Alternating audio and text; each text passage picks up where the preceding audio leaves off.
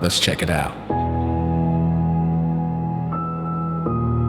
I bet no one's camped back here in decades.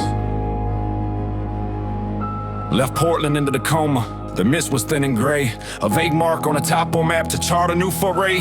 Pavement turned to gravel, then to dirt the woods reclaimed. Found a rusted screeching gate, slightly ajar and maimed. A path that nature wrestled back, a decade-old dismissal. The air got still and birdless, a paradoxical abysmal. Set the tent up quickly, felt a prickle on the neck. A silent observation, a palpable heck. Went foraging for fungi, down a dry and creekless bed.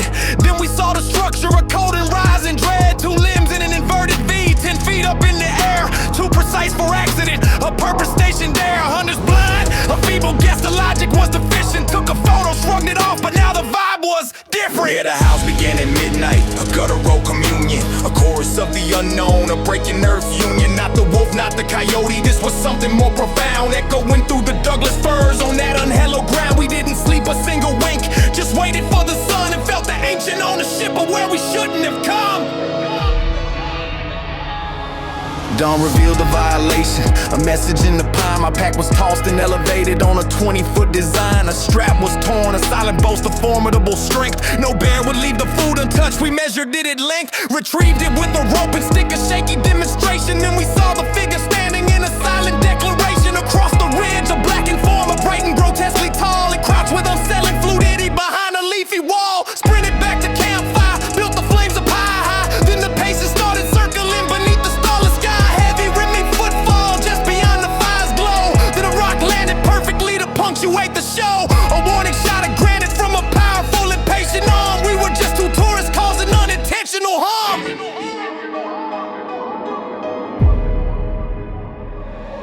Yeah, the house began at midnight, a guttural communion, a chorus of the unknown, a breaking earth union. Not the wolf, not the coyote, this was something more profound, echoing through the Douglas firs on that unhallowed ground. We didn't sleep a single wink, just waited for the sun and felt the ancient ownership of where we shouldn't have come.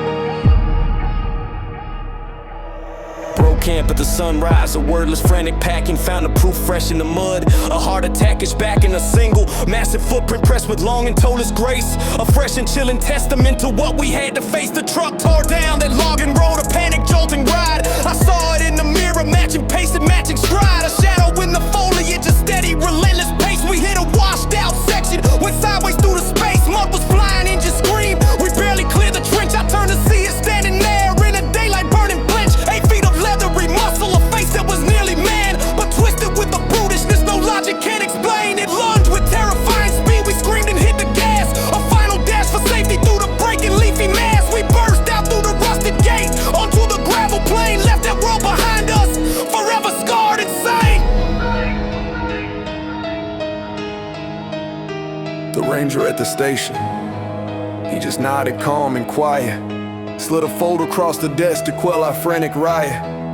Blurry photos, incident reports, a secret history.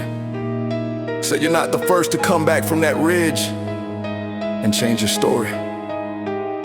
He said when you tell the people, and I know you will, man, don't you call it Bigfoot, just remind them there are still parts of the forest that don't belong to us. Places that never did. If you know, you know.